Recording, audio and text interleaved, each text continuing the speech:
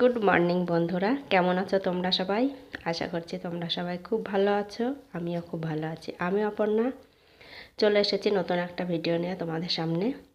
তো যে যেখান থেকে আমার এই ভিডিওটি দেখছো তোমাদের সকলকে জানাই অনেক স্বাগত। তো চলো আজকে শুরু করি। একটা গল্প নয়, এটা একজনের জীবনের ঘটনা, আমারই একজন রিলেটিভের। তো চলো এটা তোমাদের বলি, শেয়ার করি তোমাদের সঙ্গে।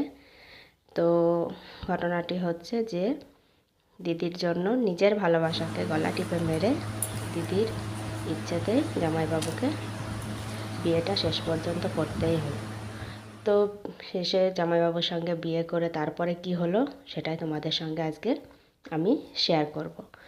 তো পুরো ভিডিওটা দেখার অনুরোধ রইল, তাহলে তোমরা বুঝতে পারবে। তো চলো, তো প্রথমেই বলি যে আমরা হচ্ছি 4 ভাই বোন, 2 বোন আর 2 ভাই।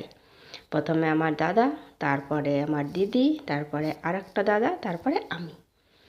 তো এই 4 ভাই বোনের সংসার, মা বাবা, যেহেতু গৃহস্থ ফ্যামিলি, চাষবাস জমি জায়গা সব কিছু আছে ফ্যামিলিতে। তো এই একটা মধ্যবিত্ত সচ্ছল পরিবার যাকে বলে। তো সেখানে আমরা 4 ভাই বোন যথেষ্ট আদরের সঙ্গেই বড় হয়েছি।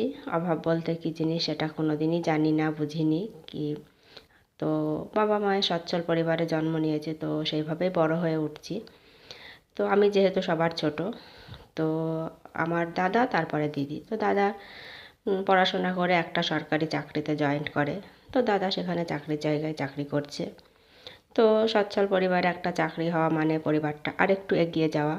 তো সেই রকমভাবেই চলছে। বাবা চাষবাস কাজ দেখাশোনা করে, আর দাদার চাকরির পয়সা। তো সেভাবে সংসারটা ভালোই গুছিয়ে উঠেছে। দেখতে দেখতে দিদিও বড় হয়ে গেছে। তো দিদির বিয়ের জন্য সম্বন্ধ, আর প্রথমেই বলে রাখি যে দিদিও দেখতে খুব সুন্দর, খুবই সুন্দরী যাকে বলে, যে কেউ দেখলেই পছন্দ হয়ে যাবে এমন একটা মেয়ে। তো যথারীতি দিদি বড় হয়েছে, পড়াশোনা কমপ্লিট করে গ্র্যাজুয়েশন কমপ্লিট করে ফেলেছে। তো যেহেতু বিয়ে দিতে হবে মেয়ের, তো মেয়ের বিয়ে দেওয়ার জন্য সম্বন্ধ তো আসতেই থাকে। সব বাড়িতেই যাদেরই মেয়ে আছে বড় বিয়ের উপযুক্ত, তাদের ফ্যামিলিতেই সম্বন্ধ দেখাশোনা চলতে থাকে। লোকজন বলে যে তোমার মেয়েটা তো বড় হয়ে গেছে, বিয়ে দেবে না, দেখতে তো সুন্দর হয়েছে, তো সুপাত্র দেখে বিয়ে দিয়ে দাও। এরকম গ্রামে গঞ্জে যেমন হয় সবাই বলে। তো রীতিমতো দিদির জন্য সম্বন্ধ আসতে শুরু করেছে। তো দিদির বিয়েও ঠিক হয়ে গেল। সুপাত্র, ছেলে চাকরি বাকরি, সরকারি চাকরি করে। তো সরকারি চাকরি, দেখতে খুব সুন্দর ছেলে, ফ্যামিলি ভালো। তো সেই রকম ফ্যামিলি পাওয়া ভাগ্যের ব্যাপার, এরকমই বলতে থাকলো সবাই। যেরকম ফ্যামিলিতে মেয়ের বিয়ে দিলে মেয়ে খুব সুখী হবে। তো যথারীতি দাদা বাড়ি আসলো চাকরির জায়গায় থেকে। তো দিদির বিয়ের সম্বন্ধ ঠিকঠাক, দেখাশোনা সব কমপ্লিট, ছেলের আশীর্বাদ হয়ে গেল, বিয়ের দিন ঠিক হয়ে গেল। আমরা খুব আনন্দ করছি, দিদির বিয়ে বলে কথা। আর বাড়িতে যেহেতু প্রথম বিয়ে, দিদির বিয়েটাই প্রথম, দাদার এখনও বিয়ে হয়নি। দিদির বিয়ে দিয়ে তারপরে দাদার বিয়ে দেওয়া হবে, মা বাবার এরকমই ইচ্ছা। তো যথারীতি দিদির বিয়ের দিন ঠিক হয়ে গেল। তো বিয়ের কেনাকাটা সব কমপ্লিট, গয়নাগাটি সব কমপ্লিট। আর দিদিকে অনেক গয়না দেওয়া হলো বাড়ির থেকে, যেহেতু প্রথম মেয়ের বিয়ে হচ্ছে বলে কথা। আর দিদিও খুব আদরে, দাদাও খুব আদরে, সবাই আমরাই আদরে ছেলে মেয়ে। মা বাবার কাছে তো সবাই আদরেরই হয়। তো দিদির বিয়ে দেওয়া হলো, যেহেতু যথারীতি বিয়ের দিন এসে উপস্থিত। বিয়েটাও সুসম্পন্নভাবে হয়ে গেল, কোনো অসুবিধা ছাড়াই। আর দিদির বিয়ে দেওয়ার পর তারপরে দাদাও চলে গেল আবার চাকরির জায়গায়। আর দিদিও যেহেতু সরকারি চাকরি করে জামাইবাবু, তো দিদিকেও নিয়ে যাওয়ার জন্য বলল যে যেখানে জামাইবাবু চাকরি করে সেখানে দিদিকে নিয়ে যাবে। তো এটাই তো স্বাভাবিক, নিয়ে যাবেই। তো দেখতে দেখতে দিদির বিয়ের প্রায় অনেক দিনই হয়ে গেল। দিদি প্রায় 1 বছর হয়ে গেল দিদি বিয়ের পরই চলে গেছে কোয়ার্টারে। তারপরে মাঝে এসেছে একবার, ঘুরে গেছে জামাইবাবু দিদি। তো এরকম 6 মাস পর পর দিদি জামাইবাবু আসে বেড়াতে। দিদি শ্বশুর বাড়িতে আসে প্রথমে, তারপরে আমাদের বাড়িতে আসে, এসে এখানে বেরিয়ে যায়। সবাই মিলে আমরা আনন্দ করি, যেহেতু আমি ছোটো শালি বলে কথা। জামাইবাবু খুব ভালোবাসে, আর জামাইবাবু খুবই ভালো মানের একটা মানুষ, খুবই ভদ্র। তো জামাইবাবু শালির সম্পর্ক যেমন হয় তেমনই চলছে। চলতে চলতে দিদির কনসিভ করলো, প্রেগনেন্ট দিদি। তো দিদির প্রেগনেন্টে খবর শুনে সবাই খুব আমরা খুশি, যেহেতু মাসি হব, দিয়ে বাবা মা, দাদু দিদা হবে, দাদারা মামা হবে। তো সবাই খুব আনন্দে আছি খুবই, যে দিদির একটা বেবি হবে। তো আমরা সবাই চাই দিদির একটা সুস্থ সবল সুন্দর একটা বেবি হোক।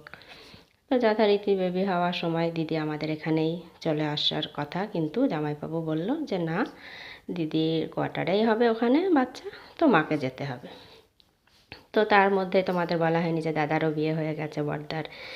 তো দাদার বৌদি এখানেই আছে, তো মাকে যেতে বলেছে। তো মা তো প্রথমে রাজি হচ্ছিল না, তারপরে সবাই বলল যে না, যাও, যেহেতু মেয়ের বাচ্চা হবে, মেয়েটা সেখানে একা, আর দিদির শাশুড়ি যেতে পারছে না অসুস্থ বলে, তো যেতে হবে তোমাকেই।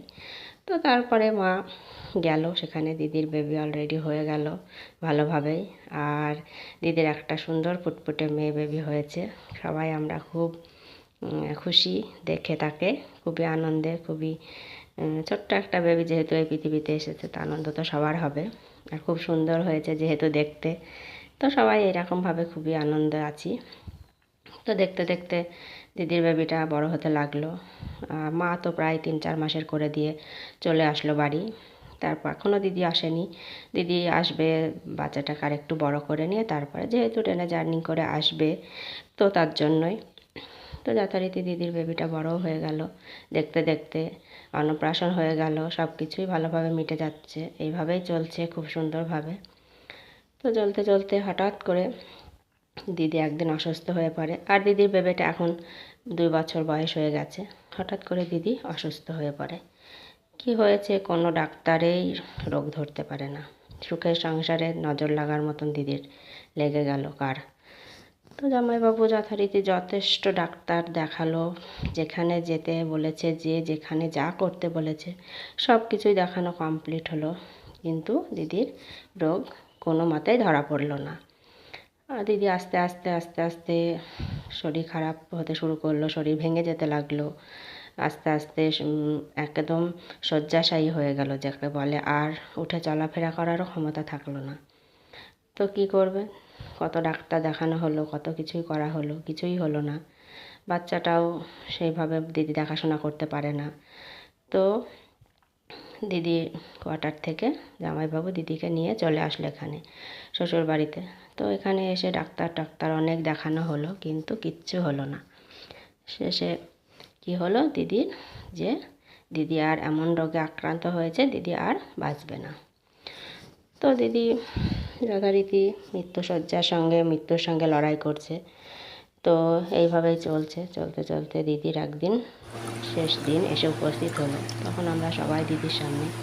তো দিদি আমাকে হাত ধরে বলে গেল যে তুই আমার চলে যাবার পর আমার বাচ্চাটাকে দেখার জন্য তুই তো জামাইবাবুর সঙ্গে বিয়েটা করে নিবি, তুই আমাকে কথা দে।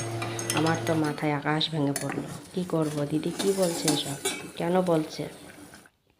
দিদির বাচ্চাটার কথা ভেবে দিদি আমাকে শেষে মৃত্যুশয্যাশায়ী একজন ব্যক্তি, সে আমাকে হাত ধরে এই কথাটা বলে গেল যে অন্য কেউ আসলে হয়তো আমার বাচ্চাটা দেখাশোনা করবে না, ভালোবাসবে না, তো তুই দেখাশোনা কর।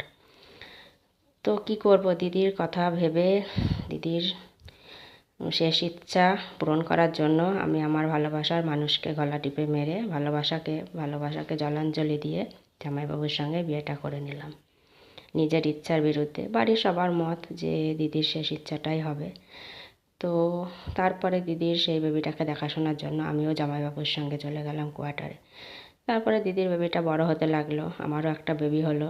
দিদির বেবিটাকে আমি নিজের বেবির মতোই ভালোবাসি, তাকে খুব কেয়ার করি, যত্ন করি, বড় হয়ে উঠেছে, আমার বেবিও বড় হচ্ছে, আমিও এখন ভালোই আছি। তো খুব ভালো লাগলো, ভালো থেকো।